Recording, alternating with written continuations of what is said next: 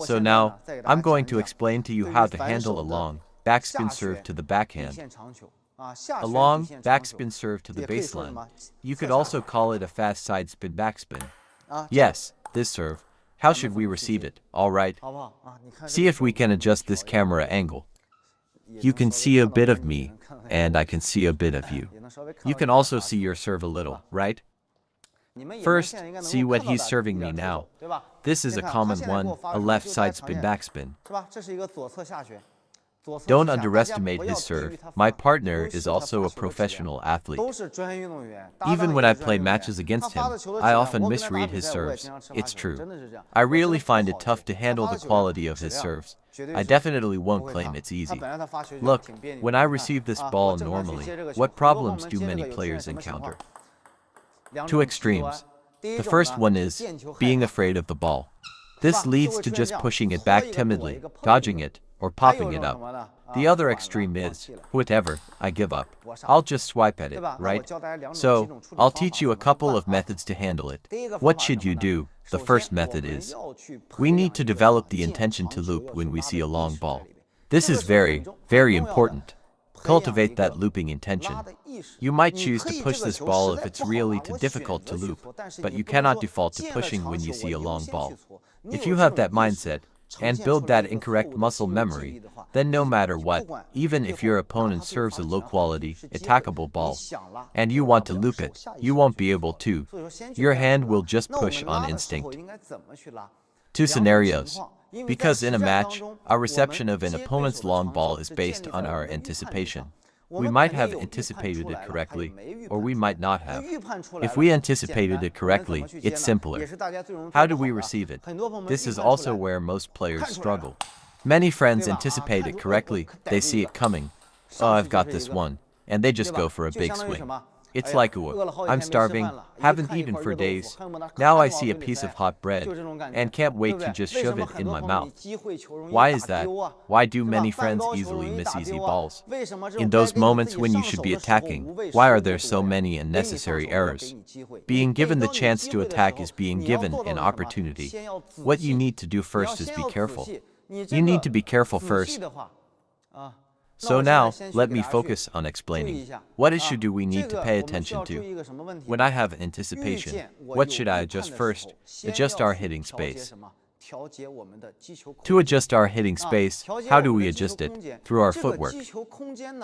Look, I'm anticipating now. Look, when I have anticipation, what adjustment am I making? Do you see? Did you notice? I actively move my left leg out of the way to create enough space between myself and the table. After creating enough space, what else can I do? What's the advantage of that? While moving my feet, I also lower my center of gravity. I can wait for the ball, right? I move back while lowering my center of gravity. I can then not be forced to loop the ball on the rise. I can place the rhythm at the peak of the bounce, or even on the descent to loop. I can execute the shot calmly and without rush. Because when we see an opportunity ball, how should we approach it? The more it's an opportunity ball, the more we should reduce unnecessary errors. Think about your own matches. If you keep missing balls you should make, doesn't that damage your confidence? See, I create space by moving out of the way. And then, what do I add? I add some spin. Did you notice? When looping, add some safety, add some spin. Many friends, when they want to power through, what do they often do? They often want to just hit through it, just smash it flatly in one go. The more certain you are of getting it on the table, the more you should focus on its success rate. On the premise of having a high success rate, while adding spin, adding safety, you can then appropriately add some quality. Appropriately add some quality, including for these long balls. In a match, it's really not about applying maximum power, but about adding what? Since we have this opportunity, we can focus on placing the shot better. When I see this kind of long ball, I would never just swing wildly like this. The success rate is really low. So what should I do? Create space, slow down. Loop a straight shot, right, slow down.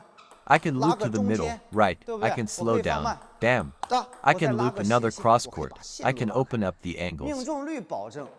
Guarantee the success rate. To summarize point 1, I created space. I can wait for the ball, so I can slow down the rhythm. This gives you time to aim before executing. Many of your errors come from rushing the shot, no time to watch the ball, no time to wait for it, no time to aim. By creating space and getting the center of gravity down, means that when we go to loop, the rhythm can be slower. But also, when we loop, we can better utilize what? Leg power. The lower my center of gravity gets when I exert force, doesn't it mean my leg drive will be more sufficient? The more upright I stand, the more I'm just stuck there, the less my legs can contribute. Look, if I'm stuck close here, I have no time to lower my center of gravity further.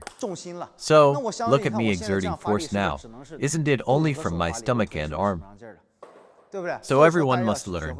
Receiving serve starts with a low center of gravity. With a low center of gravity, read the ball, adjust the feet. See how I generate power here.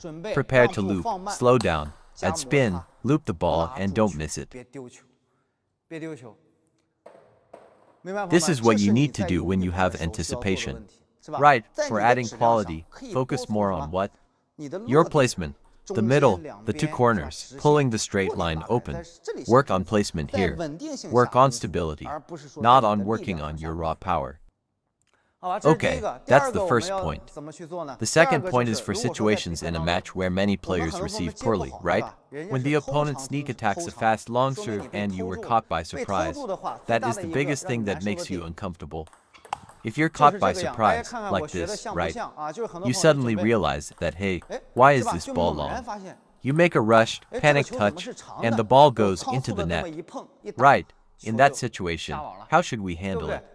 We also need to add spin. We also need to try to loop it. But how? But you'll find that when you're jammed, it means the space between you and the table is insufficient. Space is insufficient, but often, many players do what? I need to create space to loop. Even though they're jammed, they desperately try to back away, desperately try to retreat. Look, everyone, can you retreat in time? Right, I simply cannot retreat. When my reaction is slow, trying to retreat further is meaningless. Why? Because the ball's speed will definitely be much faster than your feet moving back. By the time your feet move out of the way, the ball is already past you. It's simply impossible. So, first learn these 4 words. Since it's too late, rise to the challenge. This concept of rising to the challenge means I don't have time to retreat, so I won't retreat, right? I find a solution within the difficulty. Rather than continuing to try to get out of the way when faced with difficulty, that won't work. Look, let me loop one for you first. I'm deliberately standing close to the table now. I'm not retreating at all, my feet aren't moving. Look how I loop this ball. Look how I loop this ball. Did everyone see how I looped that ball? First, you can notice, compared to the previous ball, my rhythm is obviously faster, right? Because I can only be fast. I want to slow down, but I can't. I can't retreat either. No space, no time, right? So we can only receive this ball on the rise. But looping on the rise has a drawback that makes us uncomfortable, because our legs can't get down. Although we maintain our center of gravity relatively low, but we don't have time to press the leg down to complete the weight transfer.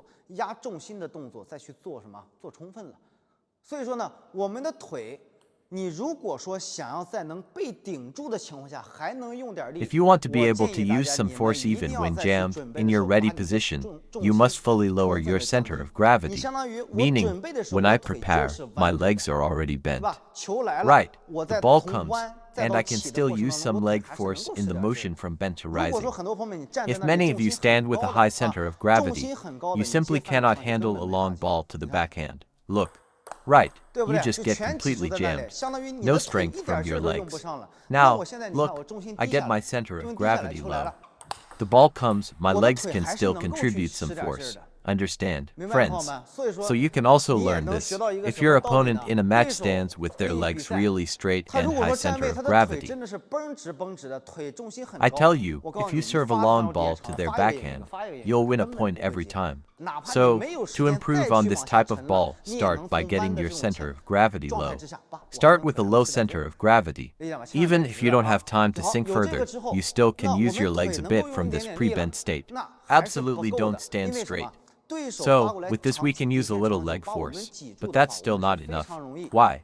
If the opponent serves a long, fast ball to the baseline that jams us, we are very prone to hitting into the net.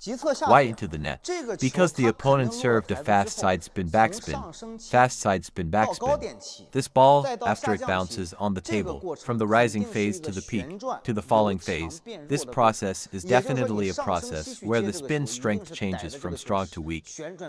Meaning, if you receive the ball on the rise, you are definitely catching the ball at its strongest spin phase. So you easily go into the net, right? The spin being strong is not the main issue. What we need to do more of is we need to use the ball's own force. It's the rising phase, so it's about using leverage, right? The reason you receive poorly is because you are just blocking this ball. First, don't step back. Second, reduce your backswing. Third, reduce your swing amplitude. And instead, focus on completing the latter part of the motion with finger, wrist, and forearm rotation. Do it quickly and completely.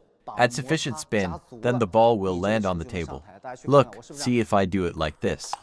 Look, my hand isn't making a big motion at all. I just set it here.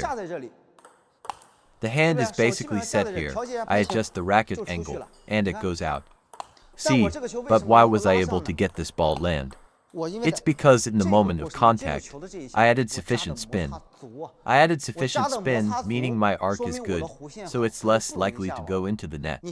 If you loop into the net, you can directly understand it as insufficient arc. How to create a good arc, add more spin, isn't that better? Then your arc will go over, won't it? Look, it's the same with penhold. Look at my penhold backhand. No big backswing. Use his force, add spin. Oh, this one means I didn't have enough spin. Then I add a bit more. Add a bit more spin, sorry. It's on the table, right, just add more spin. I miss these balls because he serves with high quality, so I can demonstrate realistically. If he deliberately, to cooperate, I'm telling you, if he serves me a very weak spin, slow ball, I really can't demonstrate these techniques properly. He serves me a slow one, how can I explain it? How can these methods be applied? Right, so, the more realistic it is look, the better I can demonstrate. Everyone watching this live stream will be able to understand better. I asked him specifically to maximize the live stream effectiveness. Okay, let's take another look. Let me summarize for you. First, don't actively retreat. Second, reduce your arm's backswing. Reduce the motion of reaching down and taking a big swing. Third, we use the ball's speed and force during the rising phase, and through finger, wrist, and forearm rotation accelerating in the latter part of the motion, add spin, creating a feeling of using force to add spin. Originally it's called borrow force to return force, but here the force we use is for spin. So it becomes borrow force to add spin. See, borrow force to add spin. See, borrow force, add spin. See, add friction here. Just place the racket here, then accelerate. Just put it here, you see. Just place the racket here. Can you see my acceleration to complete the motion? The racket stops here.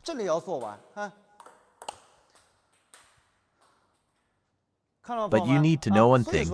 This acceleration must not be the whole arm accelerating. It must be the acceleration of where? The fingers, finger and wrist acceleration. Actually, when we see the ball coming, we can appropriately include a bit of abdominal contraction and thrust.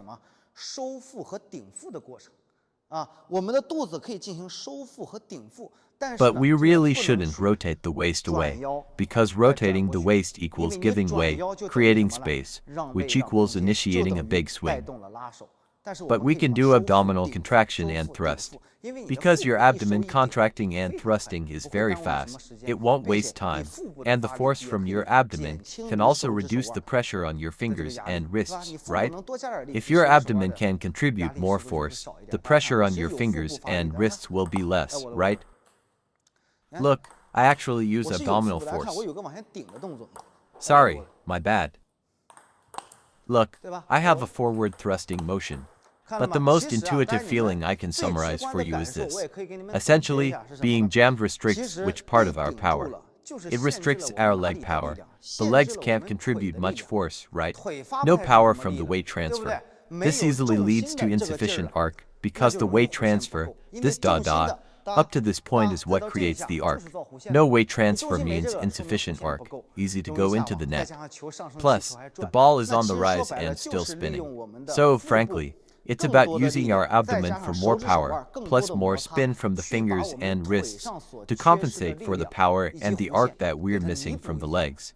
Originally, it's the combined force of legs, abdomen, fingers, and wrists. Now the legs are reduced, so we need to use the abdomen and fingers, wrists together to add more power to compensate for the legs. Compensate for the legs, and it's done. It's really that simple. That's all. Thank you, everyone. That is for today's session. Let me show a summary of key takeaways. If you anticipate the serve, create space by moving your feet back and lowering your center of gravity. This allows you to wait for the ball at the peak of its bounce or on its descent, reducing the need to rush and giving you time to spin and aim for placement. If you are surprised and jammed by a fast, long serve, do not try to retreat, as the ball is faster than you. Instead, rise to the challenge by staying close to the table and receiving the ball on the rise. Thanks for watching. In the next part, Coach Zhao Sun will talk on receiving fast topspin serve, so don't miss this incoming video.